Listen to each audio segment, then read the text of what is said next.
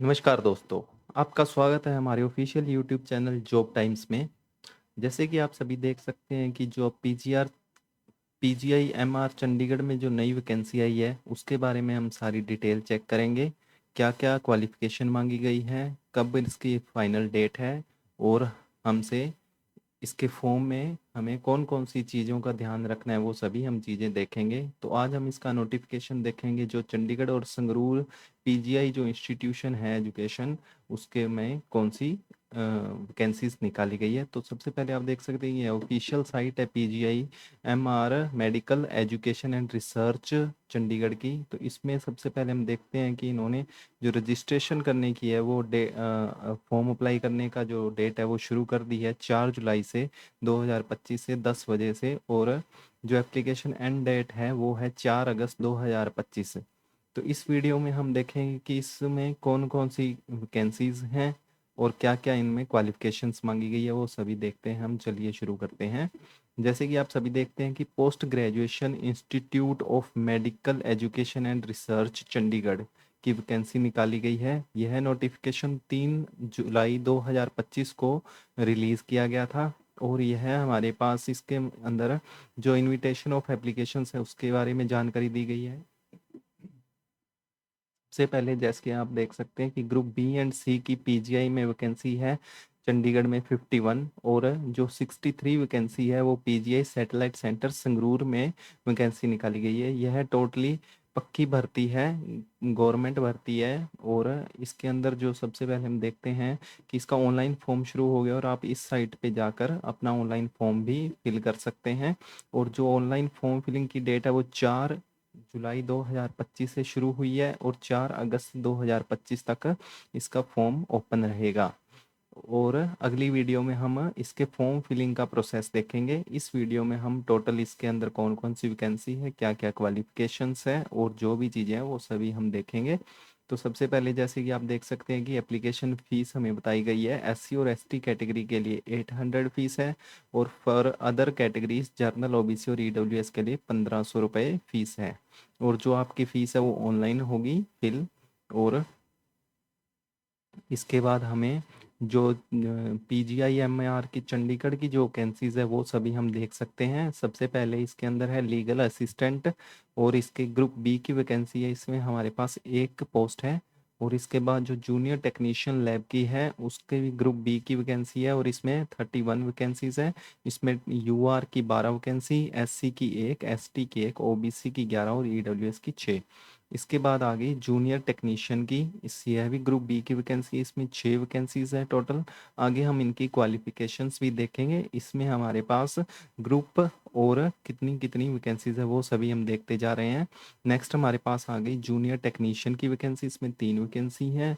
Technician OT की इसमें 4 है। डेंटल हाइजीनिस्ट की हमारे पास बी ग्रुप की वैकेंसी है, यह 2 वैकेंसी इसमें। असिस्टेंट डाइटिशियन की इसमें बी ग्रुप की 2 वैकेंसी है।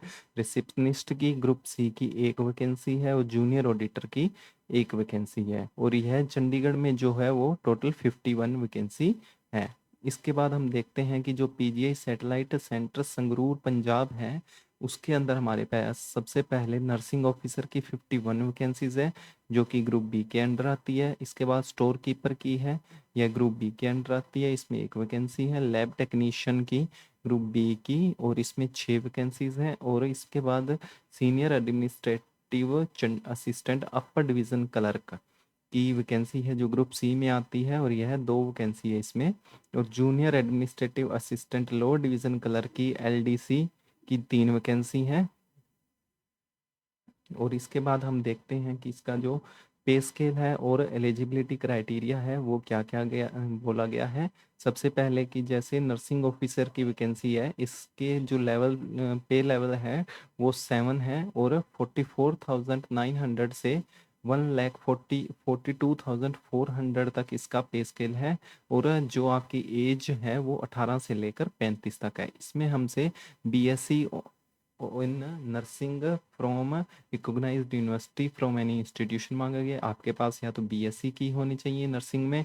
इसके अलावा आपके पास regular course in BSc nursing from recognised university institution या आपके पास पोस्ट बेसिक बीएससी नर्सिंग होनी चाहिए। इन तीनों में से आपके पास कोई भी एक चीज़ हो। तो दूसरी कंडीशन है हमारे पास registered as a nurse or nurse as and midwife, आपके पास ये भी होना चाहिए। अगर इसके और इसके अलावा अगर आपके पास ये कुछ भी नहीं है तो इसके बाद में आपके पास जो बी चीज़ मांगी गई है उसमें diploma in general nursing and midwifery from a recognised board or council registered as a nurse or nurse and midwife from state nursing council मांगी गई है और 1 ईयर एक्सपीरियंस आपसे मांगा गया है। इसके बाद आ गया लीगल असिस्टेंट। लीगल असिस्टेंट के लेवल 6 का आपका पे स्केल रहेगा। इसमें आपके पास 35,400 से 1,12,400 की वैकेंसी है। इसमें आपकी जो एज है 18 से 30 मांगी गई है। और जो लीगल असिस्टेंस है इसकी डिग्री आपकी लॉ में होनी चाहिए फर्स्ट और सेकंड क्लास के अंदर, और आपका 3 साल का एक्सपीरियंस होना चाहिए। इसके बाद आगे जूनियर टेक्नीशियन लैब लेवल 6 का पे स्केल है इसमें भी, और 18 से 30 साल की एज मांगी गई है। इसमें आपके पास BSc medical level lab technology और BSc with diploma in medical lab technology, इन दोनों में से आपके पास एक होना चाहिए। इसके बाद जो जूनियर टेक्नीशियन की एक्सरे के अंदर उसका भी लेवल पे 6 है और 18 से 30 साल की उम्र है इसमें। और जो आप क्वालिफिकेशन है वो BSc medical technology, BSc medical technology radiology या BSc medical technology radio diagnosis, BSc medical technology radio diagnosis and imagining technology, इन सभी में से आपके पास कोई एक क्वालिफिकेशन होनी चाहिए। इसके बाद हमारे पास आ गई 5th type junior technician radiotherapy. इसकी भी आपकी एज 18 से 30 साल है और बीएससी मेडिकल टेक्नोलॉजी रेडियोथेरेपी में या रेडियोलॉजी में होनी चाहिए। इसके बाद टेक्नीशियन ओटी की जो वैकेंसी है यह भी आपकी लेवल 6 का पे स्केल है और इसमें भी 18 से 30 साल की उम्र मांगी गई है। और BSc medical technology operations theatre anaesthesia में आपके पास क्वालिफिकेशन होनी चाहिए। इसके बाद हमारे पास डेंटल हाइजीनिस्ट की वैकेंसी है और यह भी हमारे पास 18 से 30 साल की है। इसमें हमसे जो क्वालिफिकेशन है matric with science or equivalent from a recognised university board, diploma certificate in dental hygiene from recognised institution और registered as a dental hygienist with dental council of India, आपके पास ये सभी चीज़ें होनी चाहिए। और डिज़ायरेबल मतलब प्रेफरेंस दी जाएगी जो एक्सपीरियंस होगा dental hygienist in dental department of hospital for 2 years. इसके बाद हमारे से पूछा गया है असिस्टेंट डाइटिशियन की। इसमें भी 18 से 30 साल की एज है। इसमें आपके पास एमएससी फूड एंड न्यूट्रिशन में आपके पास डिग्री होनी चाहिए और 2 साल का एक्सपीरियंस होना चाहिए। इसके बाद जो स्टोर कीपर की वैकेंसी है यह भी लेवल 6 की वैकेंसी है 18 से 30 साल की। इसके अंदर आपसे बैचलर डिग्री मैथ या इकोनॉमिक्स कॉमर्स स्टैटिक्स में होनी चाहिए एंड एमबीए या post graduate in maths economics commerce statics finance from a recognised university with at least 50% marks. आपके पास या तो bachelor degree math economics commerce में होनी चाहिए और इसके साथ ही आपके पास एमबीए या post graduation math economics commerce में होना चाहिए। इसके बाद रिसेप्शनिस्ट की वैकेंसी है। यह है आपका लेवल 5 का पे स्केल रहेगा 29,200 से 92,300 और जो आपका एज है वो 18 से 30 है। इसमें आपके पास एक डिग्री होनी चाहिए और पोस्ट ग्रेजुएट हो आप डिप्लोमा इन जर्नलिज्म या पब्लिक रिलेशंस में। और आपके जो डिज़ायरेबल है उसमें experience in public relations publications printing publications इसमें मांगा गया है कि आप प्रेफरेंस इनमें से देंगे। और इसमें प्रेफरेंस भी इस तरीके से दी जाती है दोस्तों, मैं आपको बताना चाहूँगा कि अगर आपके मार्क्स ज़्यादा हैं तो अगर डिज़ायरेबल के कैंडिडेट के मार्क्स कम हैं तो उसको प्रेफरेंस अपने मार्क्स के अकॉर्डिंग दी जाएगी। अगर कहीं टाई का कंडीशन आ जाए उस टाइम ये डिज़ायरेबल की कंडीशन फॉलो की जाती है। इसके बाद हम देखते हैं जूनियर ऑडिटर की।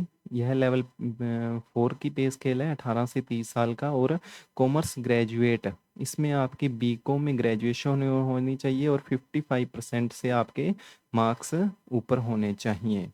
और आपका एक 2 साल का एक्सपीरियंस होना चाहिए अकाउंट्स में रेप्यूटेड ऑर्गेनाइजेशन में जूनियर ऑडिटर की। 18 से 30 साल की एज है। जूनियर एडमिनिस्ट्रेटिव असिस्टेंट यूडीसी की जो क्लर्क की वैकेंसी है, अपर डिवीजन क्लर्क की, इसका आपका लेवल पे का 4 स्केल रहेगा 25,500 से 81,100।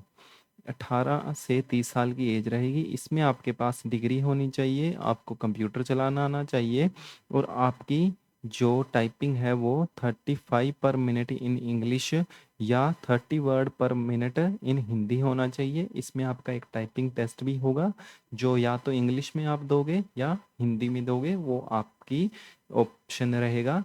और इसके बाद जो लोअर डिवीजन क्लर्क है जूनियर एडमिनिस्ट्रेटिव असिस्टेंट, इसका आपका लेवल पे स्केल 19,900 रहेगा, और 18 से 30 साल की एज है, और एलडीसी के लिए 12th क्वालिफिकेशन मांगी गई है, और इसमें भी टाइपिंग आपकी सेम ही रहेगी 35 वर्ड पर minute in English and 30 word पर मिनट इन हिंदी। इसके बाद बेंचमार्क डिसेबिलिटी के बारे में बताया गया है कैंडिडेट्स के पीडब्ल्यूबीडी के बारे में। इसके अंदर जो अलग अलग क्राइटेरिया दिए गए हैं वो सभी आप देख सकते हैं यहाँ पे, सभी अलग अलग वैकेंसीज के लिए जो जो चीज़ें यहाँ पे हमें फॉलो करनी है।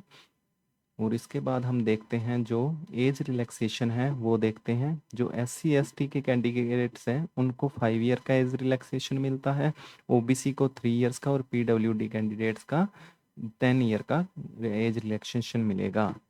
इसके बाद हम देखते हैं जो सेंट्रल और गवर्नमेंट एम्प्लॉयज़ हैं उनको 5 साल का, और जो ग्रुप सी के लिए है उनको अप टू 40 ईयर्स तक का एज रिलैक्सेशन मिलेगा। और इसके बाद जो ग्रुप सी की पोस्ट है उसमें भी हमारे पास अलग अलग जैसे कैटेगरी वाइज आप देख सकते हैं सभी का एज का क्राइटेरिया दिया गया है। आप जिस भी चीज़ में से फॉलो करते हैं आप, और आप उसके अकॉर्डिंग अपना फॉर्म फिल कर सकते हैं। इसके बाद हम देखते हैं जो SC ST के बारे में कहा गया है। जो आपका ओबीसी का यहाँ पे कहा गया है, जो आपके पास सर्टिफिकेट होना चाहिए वो 1 अप्रैल 2025 से माना जाएगा कि 1 अप्रैल के बाद आपका सर्टिफिकेट बना हो, और 4 अगस्त के बीच में आपका अगर सर्टिफिकेट बना है तो वो ही एलिजिबल माना जाएगा। 1 अप्रैल से पहले का सर्टिफिकेट आपका वैलिड नहीं होगा। और इसी प्रकार जो EWS का है वो भी जो ईयरली बेस होता है फाइनेंशियल ईयर, वो भी आपका यहाँ पे दिया गया है 1 अप्रैल से 4 अगस्त के बीच में आपका सर्टिफिकेट इशू हो। और इसके बाद हम देखते हैं आगे जो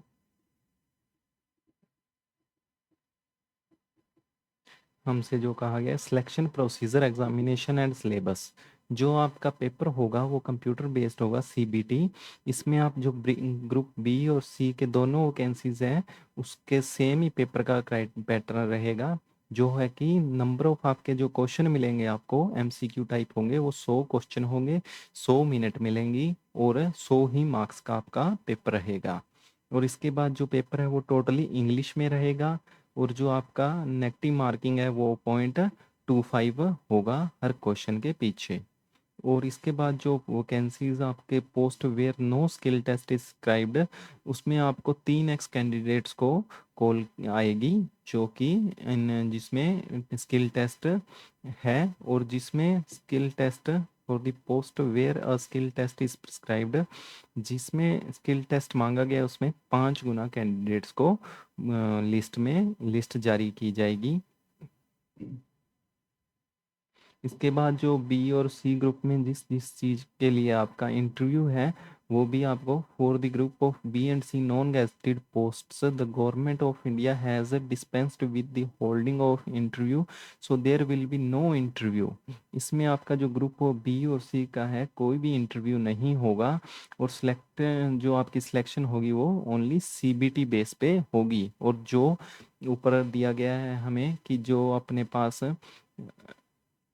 बच्चों का टाइपिंग या अदर जो भी है वो आपसे लिया जाएगा पेपर के अलावा, और बाकी इसमें सिर्फ एक पेपर ही होगा। और आपकी जो क्वालिफ़िकेशन है वो देखी जाएगी। और जो आपका फॉर्म फिल होने के बाद आपसे कहा गया है कि आप कौन-कौन सी चीज़ें अपने साथ रखें, वो चीज़ें बताई गई है। आपका ऑनलाइन एप्लीकेशन फॉर्म, आपका self attested copy certificate along with marksheet of matrix +2 and other higher qualifications, और आपका जो self attested copy of experience certificate wherever required, no objection certificate भी आपके पास होना चाहिए।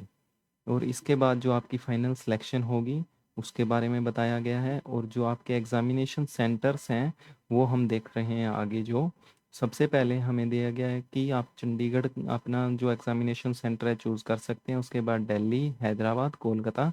इसका मतलब है कि पूरे इंडिया में आप कहीं से भी अपना फॉर्म फिल कर सकते हैं। और ये मेन सेंटर रहेंगे आपके एग्ज़ाम के। और जो सिलेबस हैं वो हम देख सकते हैं आगे, जो इन्होंने वैकेंसी वाइज दिया हुआ है। और जो अप्लाई करने का तरीका है वो हमें बता दिया कि ऑनलाइन आप अपना फॉर्म फिल कर सकते हैं। और जो ऑनलाइन फॉर्म करने की जो ऑनलाइन साइट है वो यहाँ पे हमें दी जा चुकी है। और नेक्स्ट वीडियो में हम देखेंगे कि यह फॉर्म कैसे फिल करना है, कौन कौन सी चीज़ों का ध्यान रखना है, वो ताकि हम बिना किसी गलती के अपना फॉर्म फिल कर सकें। और इसके अलावा जो भी हमारे पास इम्पोर्टेंट इन्फॉर्मेशन थी वो हमने सभी आपको दे दी। और नेक्स्ट वीडियो में हम देखेंगे कि यह फॉर्म कैसे फिल किया जाएगा, कौन कौन सी चीज़ों की ज़रूरत पड़ेगी। तो आप हमारे साथ अगली वीडियो में भी जुड़े रहें। इस वीडियो के देखने के लिए आपका धन्यवाद। आपका दिन शुभ हो। जय हिंद, जय भारत।